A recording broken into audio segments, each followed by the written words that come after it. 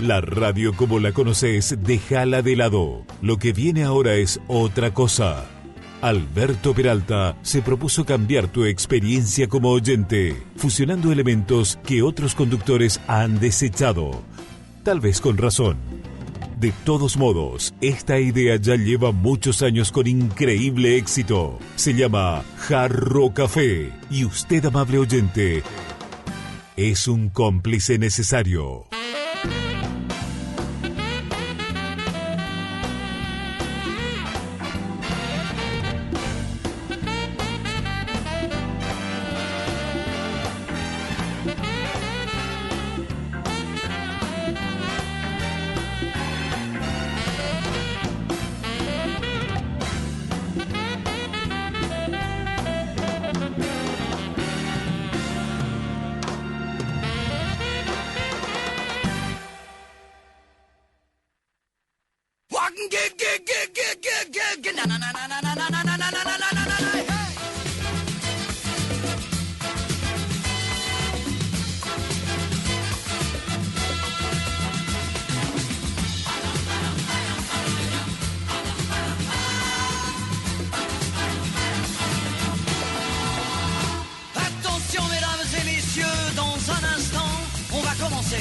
Installez-vous dans votre fauteuil bien gentiment.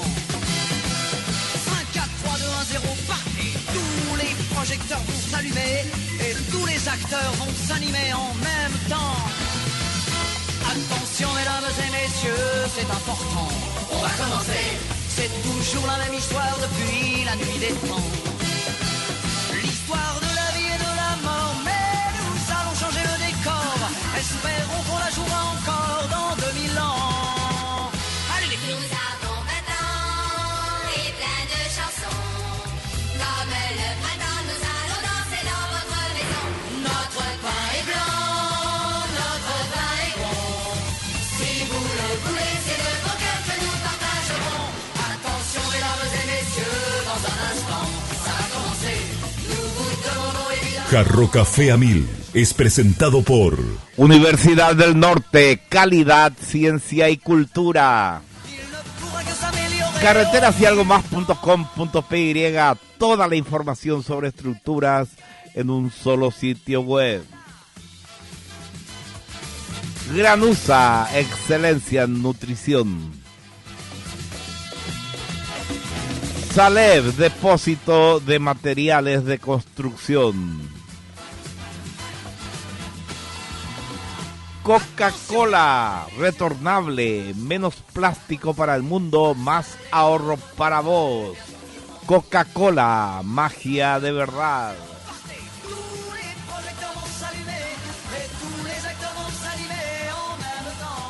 Muy bien, muy buenas tardes, ¿cómo están ustedes? Bienvenidos a este lunes de Semana Santa, lunes santo. ¿Por qué le vamos a excluir al lunes de la santificación de la semana?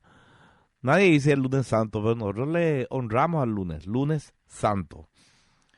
Hablando de Semana Santa, esta mañana tuve el placer de hablar con mi amigo personal, Coqui Ruiz, que está preparando, como siempre, Tañarandí, una cantidad impresionante de cosas que hacen a esa fiesta de la religiosidad popular, a ese momento tan espiritual y tan admirado por paraguayos y extranjeros. Y este año van a volver 10 años después los cuadros vivientes. Los que alguna vez vieron los cuadros vivientes saben que es una obra portentosa. Coqui toma un cuadro, qué sé yo, La Última Cena de Miguel Ángel. ¿De Miguel Ángel es La Última Cena? Creo que sí. Bueno, La Última Cena de uno de estos grandes pintores. Y recrea el cuadro con personas de verdad. Les viste cómo están vestidos los personajes en el cuadro, les peina, le pone la barba, lo que sea, y hace exactamente lo que se ve en el cuadro, pero en vivo. Así que eso va a ser algo espectacular. El otro día empezamos a contar la historia de el popular Aquiles, no Aquiles Báez, sino Aquiles, el de la Ilíada, Aquiles el héroe, el mayor referente que tenían los antiguos griegos de lo que tiene que ser un patriota, un guerrero, un atleta, un hombre íntegro.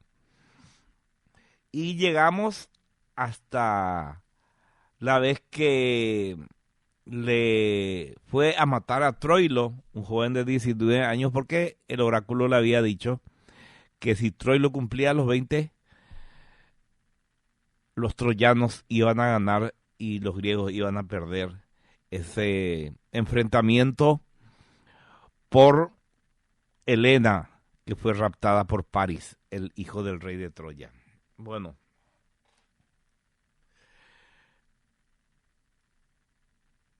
también hablamos de que él se había enamorado de Polixena, la hermana de Troilo y compañía. Pero esas son historias cuyos autores no son Homero. Son historias que diversos poetas y narradores han ido agregando a la historia original.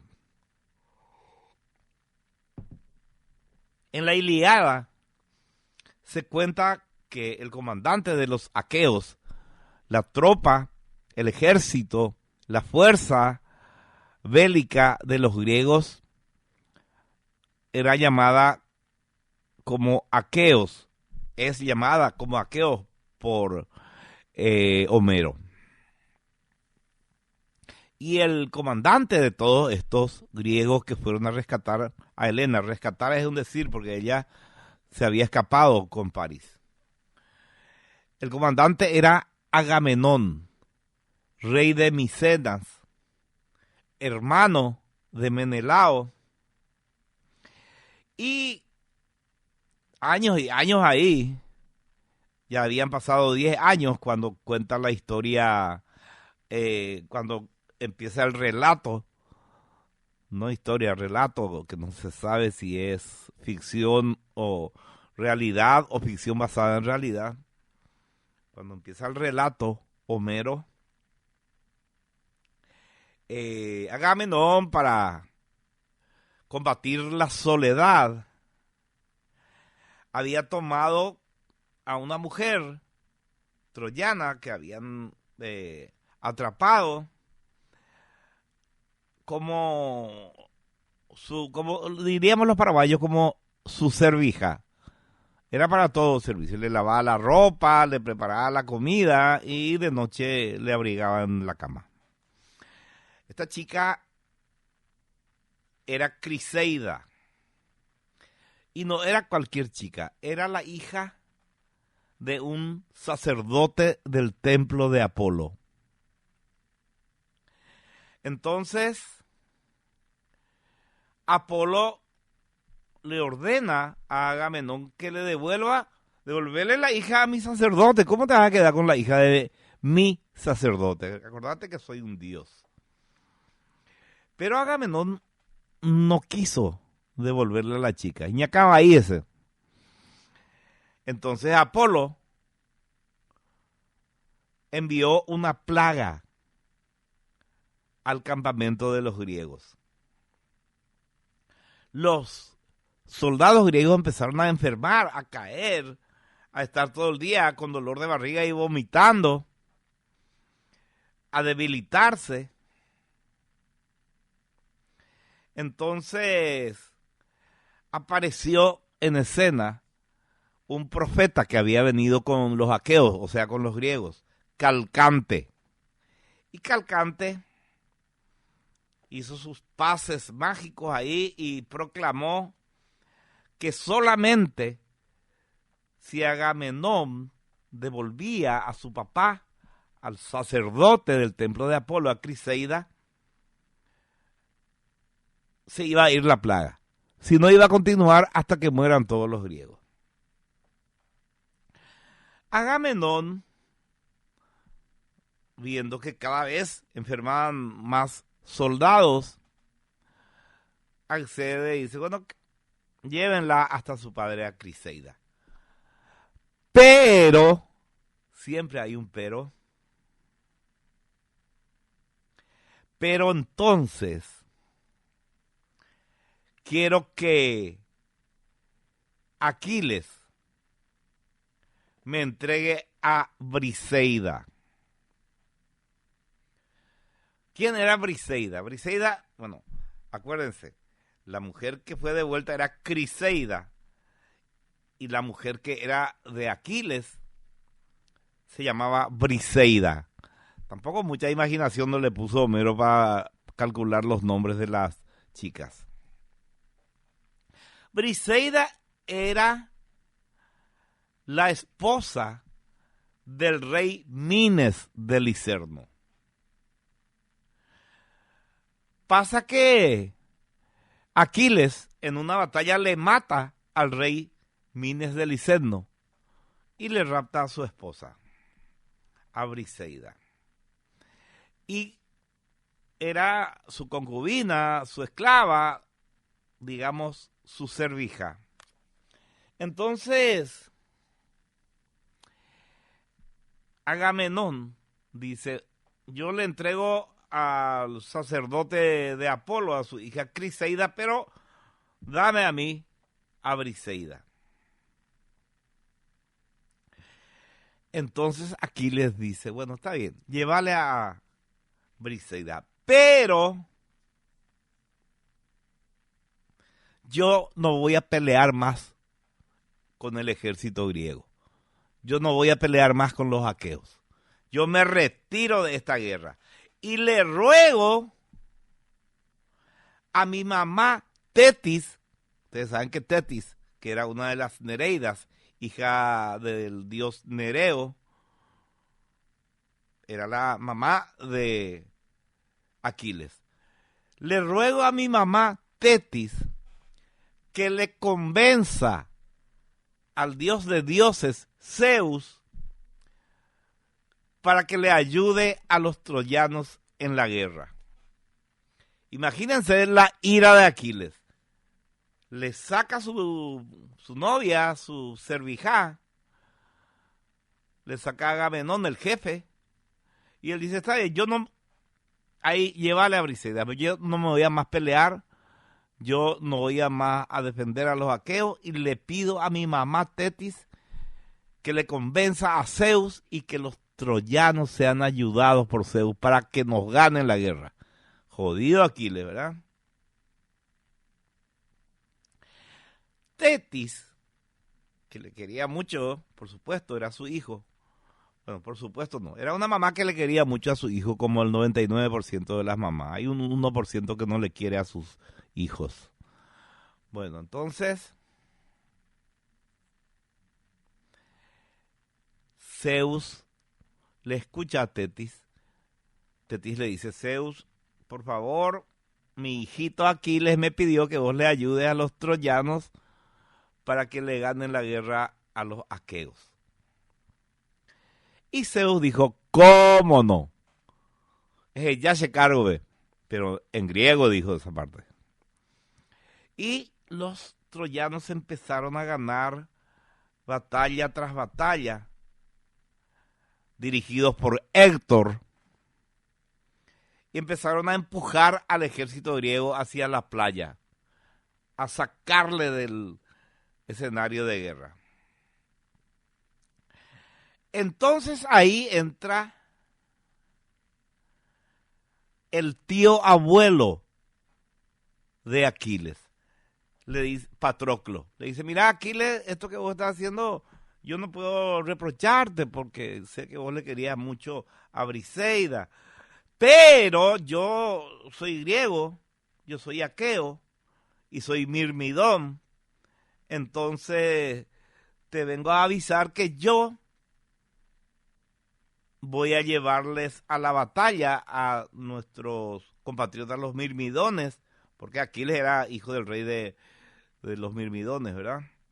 Y voy a pelear hasta el último momento. ¿Y qué hace Patroclo? Se pone la armadura de Aquiles, que era la armadura más vistosa en el campo de batalla, ¿verdad? Aquiles, aparte de ser muy hábil, muy diestro, muy fuerte, de dominar todos los tipos de armas que se usaban en la época, era también vanidoso y tenía una excelente, una reluciente armadura. Y Patroclo, aprovechando que Ulises no iba a usar, que Aquiles no iba a usar su armadura porque se iba a quedar, no quería pelearse más, se pone la armadura de Aquiles. Y entonces se va a la batalla con los mirmidones. Patroclo, también un gran guerrero, consigue con sus mirmidones, que eran una tribu muy afecta a la guerra, consigue echarle a los troyanos de la playa y les hace retroceder hasta las murallas de la ciudad de Troya. Pero en un momento dado, cuando Patroclo se está preparando para asaltar las murallas y entrar en la ciudad, Héctor consigue meterle un lanzazo y le mata a Patroclo. O manó a Patroclo. ¿Y qué hace Héctor? Le saca la armadura, que es de Aquiles, y se pone en la armadura de Aquiles. Vuelven los mirmidones de la batalla sin su jefe y le cuentan a Aquiles: se murió tu tío abuelo, Aquiles. Se murió el hermano de tu abuelo. Y Aquiles se vuelve loco de ira y de arrepentimiento. Dice: si yo me hubiera ido con mi tío abuelo Patroclo, no se hubiera muerto. Y ahora, para colmo, estoy sin armadura. Entonces le llama otra vez a su mamá, a Tetis, y le dice: mira, mamá, tengo este problema. Mi tío abuelo Patroclo se fue al campo de batalla con mi armadura. Este HDP de Héctor le mató y se quedó con mi armadura, y yo ahora estoy sin armadura. Y me tengo que ir a pelear ahora para vengarle a mi tío abuelo. Y Tetis, por supuesto, le mimaba mucho a su hijo, que le llama a Hefesto. Hefesto, que era el dios de la forja y el fuego. La forja es el que calentar los metales y darles forma con martillos y otras herramientas y darle mayor dureza, forjar.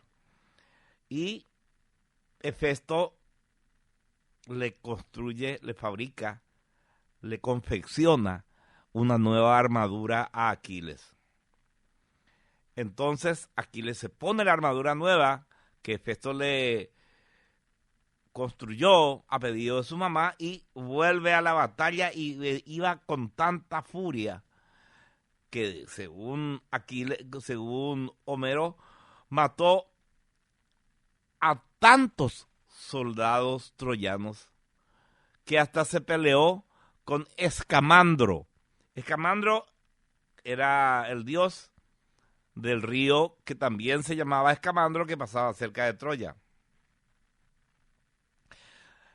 ¿Por qué Aquiles se peleó con Escamandro, con el dios del río Escamandro? Porque Escamandro estaba muy enojado, ya que de tantos soldados troyanos que mató a Aquiles, los mataba y los tiraba al río, a los cadáveres. Se juntaron tantos cadáveres en el río que se construyó una presa de cadáveres en el río. Y eso le enojó mucho al dios del río, ¿verdad? Y le dijo: la puta, acaba de disparar mis aguas, encima contaminar el agua con sangre.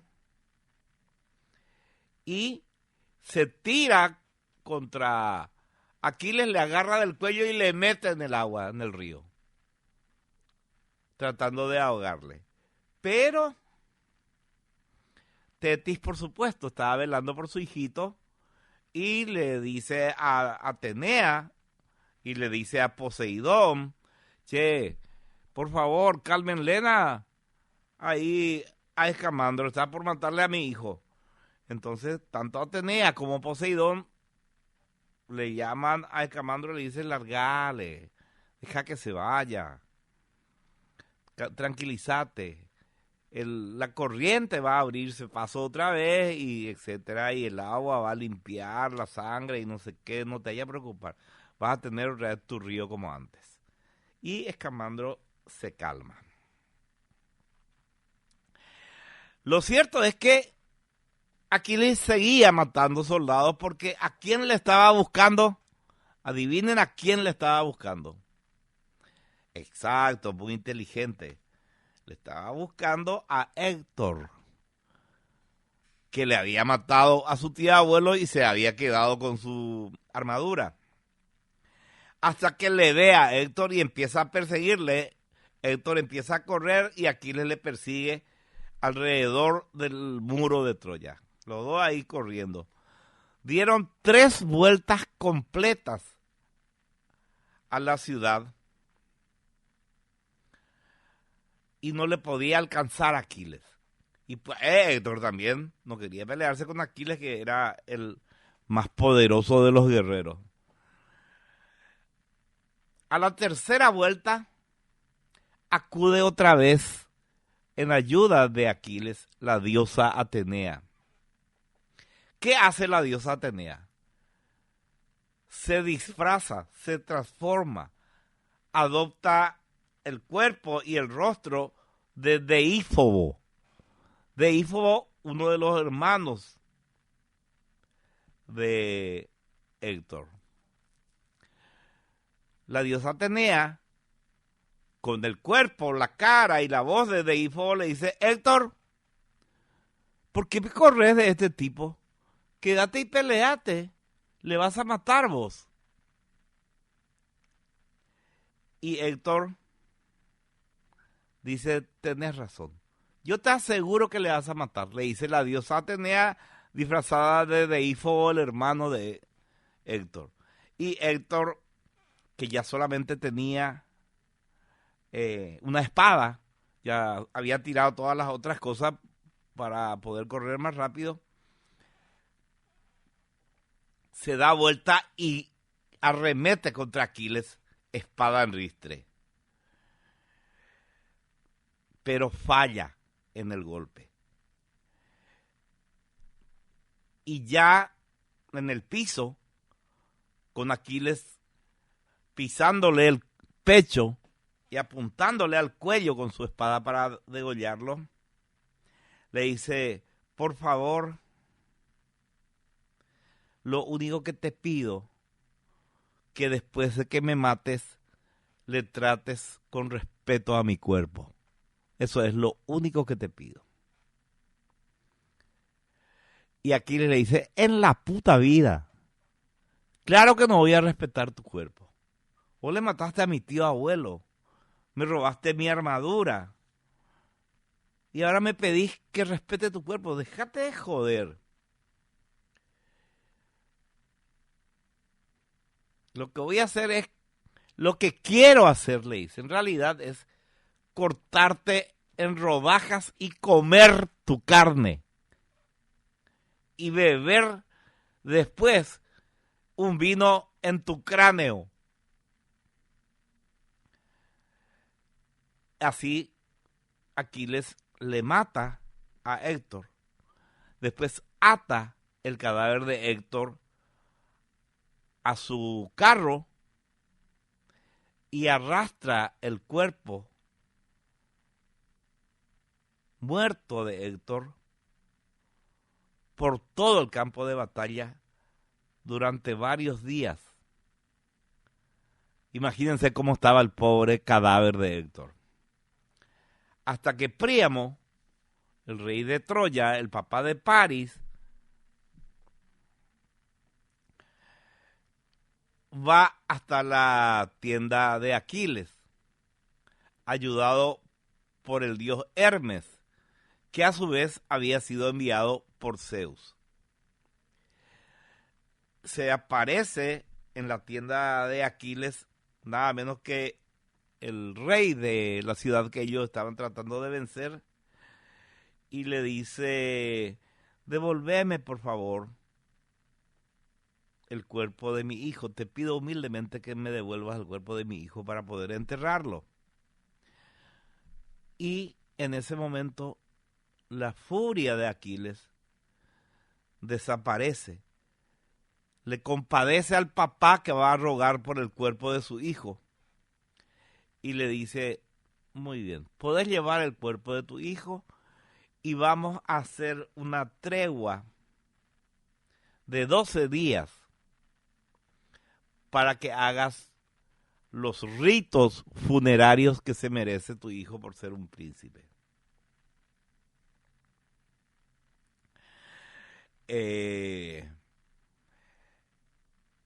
Así que Príamo lleva el cuerpo de Héctor, empiezan los actos funerarios dentro de la ciudad y afuera de la ciudad.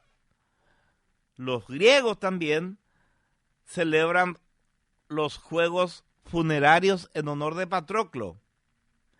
¿Qué eran los juegos funerarios en esa época? Eran como las Olimpiadas. Había lanzamiento de jabalina, lucha libre, carrera de cuadrigas, combate, lanzamiento de pesas, tiro con arco. O sea, eran unos ritos funerarios deportivos. Lo cierto es que entonces ambos fallecidos, Héctor en Troya y Patroclo en la playa, tienen sus respectivos juegos fúnebres. Bueno, después de que enterrado Héctor, siguió la guerra después de los 12 días. Y Aquiles le derrotó a la reina de las Amazonas. Ahí también hay un poquito un entrometimiento de otros autores, ¿verdad? Que empezaron a meter ahí otros personajes sacados de otros. Las Amazonas pues son personajes, o mejor dicho, personajes de la Odisea, no de la Ilíada. Las Amazonas eran unas chicas que eran todas mujeres que vivían en una isla y andaban a caballo y eran se amputaban una teta para poder disparar con el arco y la flecha mientras cabalgaban. No haya que hacer lo que hacen las Amazonas, Fabi. Se amputaban un pecho y se ponían un protector de cuero en ese lado. Qué loco, ¿verdad? Qué loco el que imagina estas cosas, ¿verdad? Bueno, lo cierto es que hay también un relato entonces que después de enterrado a su tío abuelo Patroclo, él se pelea con las Amazonas y le mata a Petencilea. ¿Quién era Petencilea? Petencilea era la hija de Ares, dios de la guerra, y la reina de las Amazonas. Y Aquiles le mata atravesando su pecho con una lanza. Y cuando cae Petencilea, Aquiles ve su rostro y se enamora. Era demasiado linda. No tenía un pecho, pero era linda. Esa parte siempre me hace acordar de uno de los ñenga en guaraní, que dice: bailar use viaje y titi un lado. Bueno, lo cierto es que pesado, ¿verdad? Bueno, lo cierto es que Aquiles queda enamorado del rostro de Petencilea, a quien acaba de matar. Y empieza a lamentarse, dice, qué boludo soy, cómo lo voy a matar, tan linda que es, no sé qué, no sé qué. Y uno de los soldados griegos, de los soldados suyos, llamado Tersites. ¿Qué hace Tersites, el bobazo? Se empieza a reír de Aquiles. Ja, ja, ja, ja, ja, ja. ¿Qué es lo que tanto está lamentando la muerte ahí de esta difunta, que ya no respira? Que es además la reina de las Amazonas, que son nuestras enemigas, y vos ahora te pones a llorar porque le mataste. Qué boludo. Tersites estaba firmando su sentencia de muerte, porque Aquiles era furibundo, no toleraba ni ofensas, ni burlas, ni risotadas. Y entonces Aquiles le mata a Tersites. Bueno, ¿qué es lo que nos queda por contar? La muerte de Aquiles. ¿Cómo murió Aquiles? Y este es un capítulo que tiene varias versiones. Probablemente la muerte de Aquiles es la que tiene más versiones dentro de todo este panteón de dioses, semidioses, hijos de dioses, guerreros, reyes, etcétera, ¿verdad? En la versión más extendida, digamos, Paris, el hijo del rey de Troya, el hijo de Príamo, que es el que le mata. Paris es el que armó todo este quilombo, ¿verdad? Porque se va a Ítaca y justo ahí se muere el abuelo del rey de Ítaca y se queda él con la reina. Para más, el rey de Ítaca le había recibido con todos los honores y le raptó le enamoró y le raptó a la esposa del rey y le llevó a Troya, y ahí se armó todo el quilombo. Vinieron los griegos a, entre comillas, rescatarle. Uno rescata a alguien que está secuestrado. Helena no estaba precisamente secuestrada. Bueno,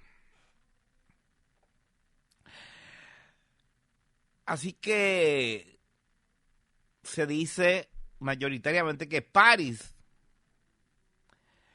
fue el que le mata a Aquiles, pero atacándole de manera cobarde, a la distancia.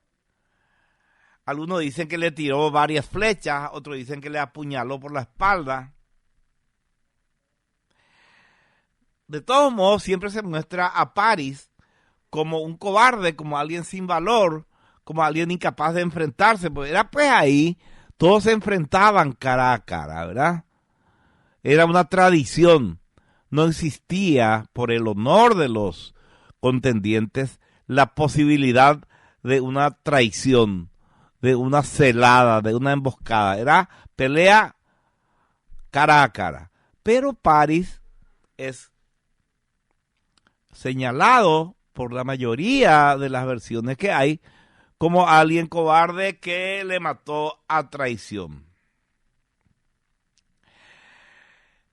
Esto también obedece a la necesidad de que después, con el correr de los siglos, los griegos veneren la figura de Aquiles como alguien invicto. Nadie le ganó en batalla.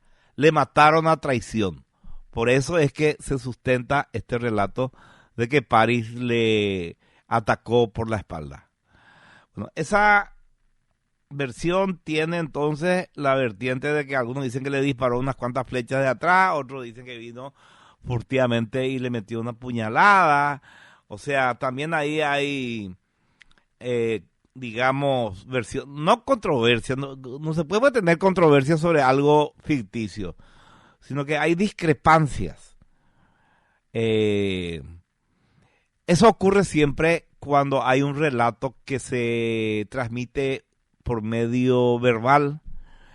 Si yo me voy y le cuento un chiste al oído a Juanma, y después Juanma le cuenta el mismo chiste al oído a Giovanni, ya alguna variación va a tener el chiste. Y después Giovanni le cuenta el mismo chiste al oído a Fabi, ya a tener otras variaciones del chiste. Y después yo le digo a Fabi, contame por el chiste que yo le conté a Juanma, que Juanma le contaba a Giovanni, que Giovanni te contó a vos. Y es posible que Fabi me cuente cualquier otro chiste, cualquier otra historia. Cambió totalmente por el voceo, por el ir de boca en boca, ¿verdad? Bueno, lo cierto es que hay también un relato que dice que Aquiles muere por una flecha envenenada mientras estaba escalando ya las puertas de Troya para entrar en la ciudad. En otro relato vuelve a entrar en escena la princesa Polixena, la hermana de Troilo. ¿Se acuerdan de la princesa Polixena? La hermana de Troilo, que era muy linda, que cuando Aquiles le mata a Troilo, persiguiéndole para que muera antes de cumplir los 20 años, le ve a Polixena y queda enamorado. Bueno, esta versión dice que Aquiles le va y le dice a Príamo, ¿ya? Lo cara dura que era Aquiles en esta versión. Príamo, por favor, dame permiso, dame la mano de tu hija. Y Príamo le dice, bueno, vos te casás con mi hija Polixena y se acaba la guerra. Y Aquiles acepta. Pero entonces, durante la boda, cuando estaban casándose Aquiles y Polixena, o Polixena, o Polixena, o Polixena, no sé cómo se pronunciaría esto en griego, mientras se estaban casando, Paris, escondido detrás de una plantera,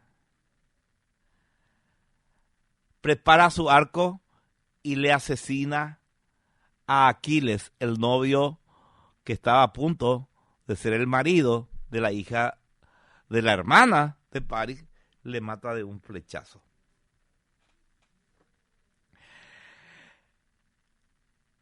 Ya les conté que el tema de que Aquiles, su mamá Tetis, le metió de cabeza y le atajó por el talón y por eso era invulnerable en todas partes menos en el talón. Esa es una historia muy posterior. No es la historia que contó Homero. Eso fue un agregado posterior. Y entonces también la versión que dice que Aquiles murió por una flecha que le hirió en el talón donde era vulnerable, esa versión la escribió Estacio. Estacio, que es el mismo que inventó la historia de que su mamá le había sumergido en el río Estigia, sujetándole por el talón izquierdo y se quedó, eso bueno, ya saben todos ustedes la historia. Bueno, lo cierto es que muere Aquiles. Y los griegos organizan un entierro por todo lo alto. Y construyen un enorme túmulo funerario en la playa. Entonces ponen el cadáver de Aquiles en el túmulo funerario, creman el cuerpo de Aquiles, recogen las cenizas de Aquiles y la mezclan con las cenizas de su tío abuelo Patroclo en la misma urna. Como un adivino había dicho que los griegos no iban a conquistar Troya sin la sangre de Aquiles luchando de su parte, sin la sangre de Aquiles, no sin Aquiles, sin la sangre de Aquiles. ¿Se acuerdan de que por eso habían ido a buscarle a Aquiles para que vaya a pelear? Porque si él no estaba, no iban a ganar los griegos. Y muere Aquiles. Y la predicción era que sin la sangre de Aquiles, los griegos no iban a ganar. Entonces, Odiseo, también conocido como Ulises, se va a buscar. ¿A quién se va a buscarle para continuar la lucha? Ya que murió Aquiles. Claro, al hijo de Aquiles, que sí tenía su sangre, Neoptólemo. Lo que pasa es que Neoptólemo tenía 12 años. O sea, era una criatura. Pero aún así, Odiseo le dice, mira, si vos no venís con nosotros y entras en la lucha, vamos a perder, va a ganar Troya. Y Neoptólemo, que era un niño muy valiente, dice, vamos, voy a ponerme al mando del jefe de los mirmidones y voy a vengarle a mi tío y vamos a ganarle a Troya. Y Neoptólemo es uno de los que entran a Troya escondido en el famoso caballo, junto con Odiseo, con un puñado más de griegos. Y después de que todo el mundo festeja, porque los griegos simularon huir, y de noche volvieron, y entonces los troyanos festejaban, chupaban, y cuando estaban empedísimos todos de madrugada, durmiendo todos tirados por ahí, bajan los que estaban en el caballo de madera, Neoptólemo, Odiseo y otros, le matan a unos cuantos, abren las puertas de la ciudad, entra el ejército, ya saben ustedes lo que pasó, matan a Príamo.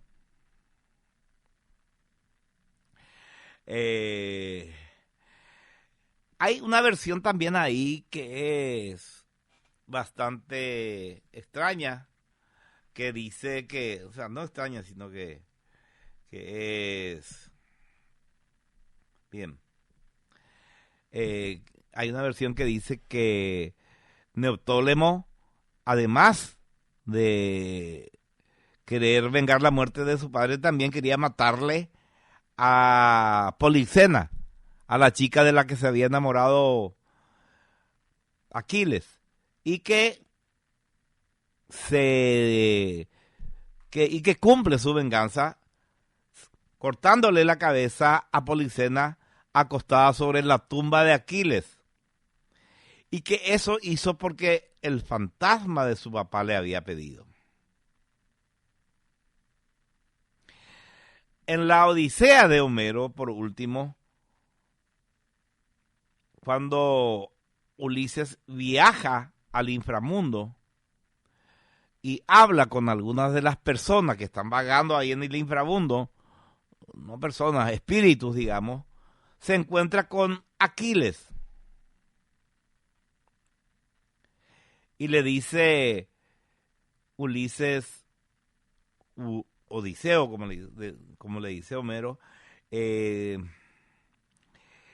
no tenés que estar triste por haber muerto, ya que la gloria va a acompañar tu nombre por la eternidad.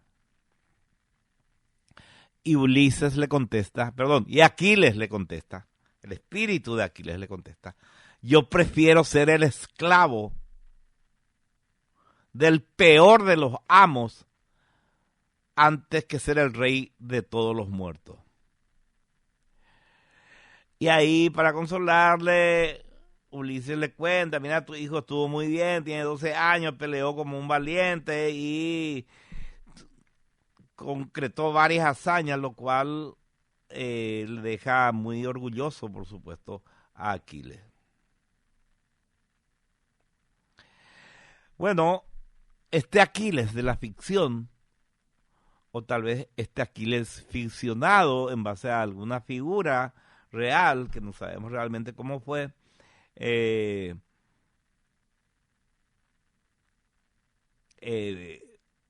también, digamos, trascendió la ficción y tuvo su huella también en el mundo real, digamos. Muchos autores antiguos, empezando por Homero, cuentan que el túmulo funerario de Aquiles estaba en la Troa de la región histórica en la que realmente ahora se descubrió en las ruinas de Troya. Y también es cierto que prácticamente todos los conquistadores y emperadores de la antigüedad fueron a visitar en algún momento la tumba de Aquiles para rendirle honores. Según Plutarco, por ejemplo, en el siglo IV a.C., 800 años después de la supuesta guerra de Troya, Alejandro Magno peregrinó hasta su tumba al comienzo de su campaña asiática. Bueno, esta es la historia de Aquiles el griego.